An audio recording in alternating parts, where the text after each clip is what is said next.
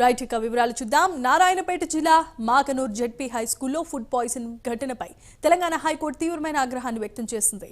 అధికారులు నిద్రపోతున్నారా అంటూ ప్రశ్నించింది. పాఠశాలలో ఫుడ్ పాయిజన్ చాలా తీవ్రమైన అంశం అన్నారు high court CJ justice Alok Aradhe.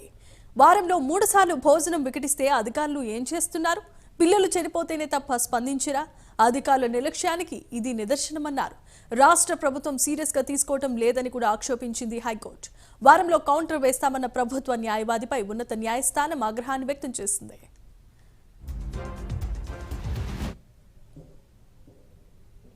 Right ఇక జిల్లా పరిషత్ ఉన్నత పాఠశాలలో జరిగిన ఫుడ్ పాయిజన్ కు సంబంధించి హైకోర్టు సీరియస్ అయినట్లుగా తెలుస్తోంది. అధికారుల అలసత్వానికి ఇదే నిదర్శనం అంటూ మండిపడింది హైకోర్టు. ఇదే అంశానికి సంబంధించి మరిన్ని అప్డేట్స్ ను మా కరెస్పాండెంట్ హరిశంకర్ మహబూబ్ నగర్ నుండి అందిస్తారు. హరిశంకర్, చెప్పండి.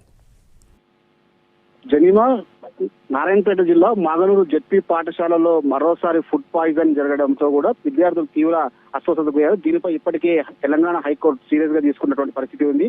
జెడ్పీ హై స్కూల్లో ఉన్నటువంటి ఫుడ్ పాయిజన్ పై హైకోర్టులో పిటిషన్ దాఖలు చేసిన పరిస్థితి ఉంది. అయితే ఈ వారంలోనే 3వ సార్లు జరగడంతో కూడా దీన్ని ప్రభుత్వం ఎందుకు చర్యలు తీసుకోవట్లేదని చెప్పి కూడా వాళ్ళపై సీరియస్ అయినటువంటి పరిస్థితి ఉంది. జెడ్పీ హై స్కూల్లో ఉన్నటువంటి ఈ యొక్క పరిస్థితిపై నివేదిక సమర్పించాలని చెప్పి ఇప్పటికే పలువురిని సస్పెండ్ చేసినటువంటి పరిస్థితి ఉంది. అయితే అక్కడ ఉన్నటువంటి ఎవరైతే ఇన్ఛార్జ్ ఎంఈఓతో పాటు రెగ్యులర్ ఎంఈఓతో పాటు ఆర్డీఓని కూడా సస్పెండ్ చేసినటువంటి పరిస్థితి అయితే ఉంది. అయితే ఈ నేపథ్యంలో గత వారం రోజుల్లో అంటే ఈ నెల 20వ తారీఖు రోజు దాదాపు 100 మంది విద్యార్థులకు ఫుడ్ పాయిజన్ కాగా అందులో 16 మంది పరిస్థితి సీరియస్ గా ఉన్న నేపథ్యంలో వారిని బాబునగర్ ప్రభుత్వ ఆసుపత్రికి తరలించారు. మరోవైపు నిన్న కూడా దాదాపు 21 మంది విద్యార్థులు అస్వస్థతకు గురవడంతో వారిని ముందుగా మాగనూరు ప్రాథమిక హాస్పిటల్లో ట్రీట్మెంట్ అందించడం, అక్కడ నుంచి కూడా మక్తల్ ప్రభుత్వ ఆసుపత్రి నుంచి ట్రీట్మెంట్ అందించిన పరిస్థితి అయితే ఈ నేపథ్యంలో ఎవరైతే విద్యార్థులు వారందరినీ పరామర్శించడానికి వెళ్ళినటువంటి మాజీ ఎమ్మెల్యే చిట్టం రామారెడ్డితో సహా ఈ రోజు ధర్నా నిర్వహిస్తారని చెప్పి కూడా బీఆర్ఎస్ నేతలంతా అరెస్ట్ చేసిన పరిస్థితి. ఈ నేపథ్యంలోనే పెద్ద ఎత్తున కూడా ఇక్కడ హైకోర్టు కూడా దీనిపై సీరియస్ అయినటువంటి పరిస్థితి ఉంది. ఖచ్చితంగా వారంలో 3 సార్లు భోజనం వికటిస్తే అధికారులు నిద్రపోతున్నారంటూ కూడా high court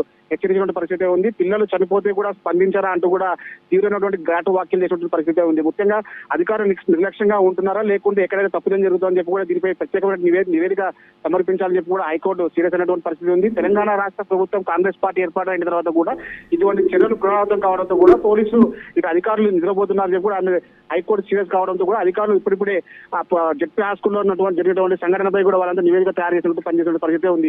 జనిమా, right, thanks for the updates and details Harishankar.